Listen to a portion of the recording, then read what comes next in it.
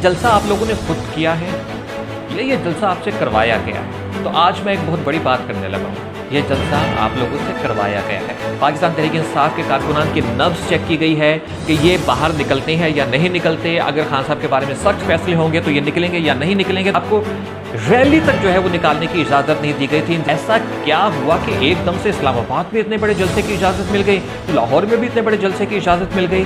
पीछे की स्टोरी मैं आपको बताता हूँ कि इसके पीछे जो मुझे गुमान है, इस खान साहब के खिलाफ सख्त फैसले होने लगे हैं, सख्त सजाओं का ऐलान होने लगा है। हमारे ताकतवर हलकों ने उनकी नब्ज़ चेक की है। वोटर किधर है, वो बाहर क्यों नहीं निकल रहा है? अस्सलाम वालेकुम नाज़रीन, मैं हूं शबी हसन आबिदी और आप देख रहे हैं मेरा YouTube channel शबी Hasan Abidi official. नाज़रीन, आज का मेरा मौजू गुफ्तगू है कल होने वाला पाकिस्तान तहरीक-ए-इंसाफ का काहना लाहौर में जलसा।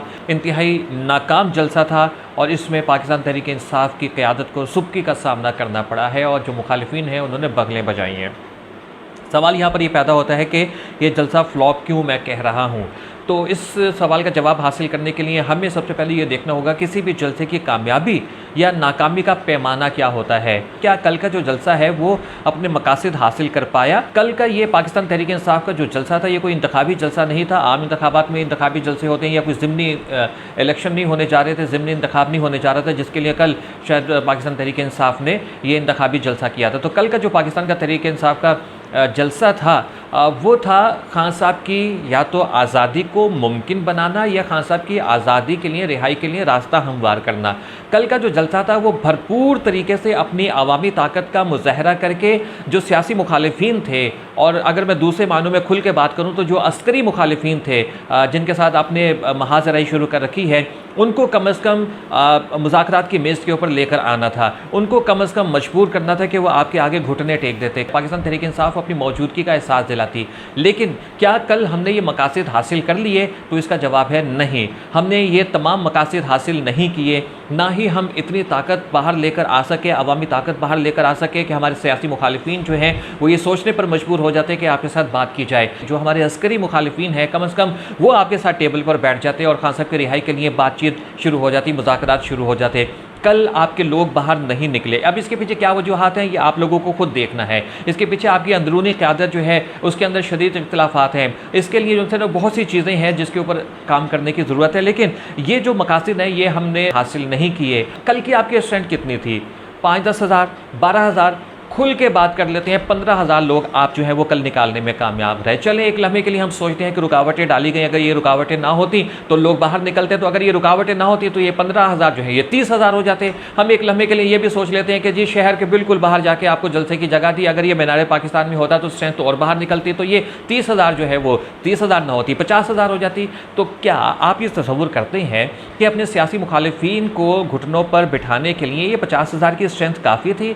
अगर आपने सियासी मुखालिफिन से अपने लीडर को आज़ाद करवाना है तो ये 50-60 हज़ार की स्ट्रेंथ नहीं थी। ये 1.5 करोड़, पौने 2 करोड़ आबादी का शहर है। यहाँ से लाखों लोगों को बाहर निकलना चाहिए था, तब कहीं जाके आप अपने लीडर को आज़ाद करवा सकते, या कम से कम आप अपने लीडर की आज़ादी की राह हमवार कर सकते हैं। अपने अस्करी और सियासी मुखालिफिन को आप टेबल टॉक के ऊपर ले आते, मजबूर कर देते। तो लाखों की तादाद में लोगों को बाहर निकलना चाहिए था इस मकसद के लिए।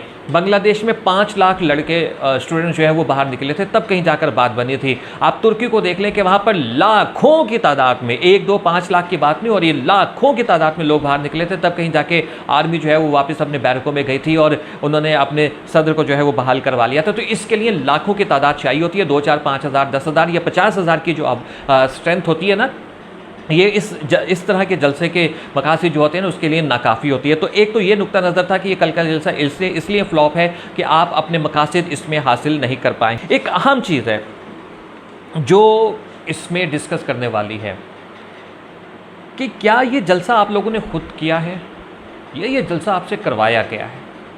तो आज मैं एक बहुत बड़ी बात करने लगा हूँ। ये जलसा आप लोगों ने किया नहीं है, ये जलसा आप लोगों से करवाया गया है। अब ये बात मैं किस बुनियादों पर कर रहा हूँ, आप एक चीज़ नोट कीजिएगा नाज़रीन, ये 2 जलसे इस्लामाबाद और ये लाहौर का जलसा, इससे पहले अगर आप हफ्ता 10 दिन पहले चले जाएं या 2-4 हफ्तों पहले चले जाएं तो पाकिस्तान तहरीक-ए-इंसाफ ने ऐलान किया था हफ्तावार रैलियों का, और हफ्तावार रैलियां निकाली जाएंगी खान साहब की आज़ादी के लिए, और आप उन रैलियों में नाकाम रहे थे। आपको रैली तक जो है वो निकालने की इजाज़त नहीं दी गई थी, इंतज़ामिया आपके पकड़ धकड़ शुरू कर चुकी थी। तो आप लोग रैलियां निकालने में कामयाब नहीं हुए। ऐसा क्या हुआ कि एकदम से इस्लामाबाद में इतने बड़े जलसे की इजाज़त मिल गई, फिर आपको लाहौर में भी इतने बड़े जलसे की इजाज़त मिल गई? ये क्या है, इसके पीछे स्टोरी क्या है? तो इसके पीछे की स्टोरी मैं आपको बताता हूँ कि इसके पीछे की असल स्टोरी क्या है। इसके पीछे की असल स्टोरी ये है कि इस वक्त जो आपके कारकुनान हैं ना, जो पाकिस्तान तहरीक-ए-इंसाफ के कारकुनान हैं, हमारे ताकतवर हलकों ने उनकी नब्ज़ चेक की है और उन्होंने अपनी नब्ज़ चेक करने के बाद, आपकी नब्ज़ चेक करने के बाद ना, उन्होंने अपना जो है ना वो मकसद हासिल कर लिया है।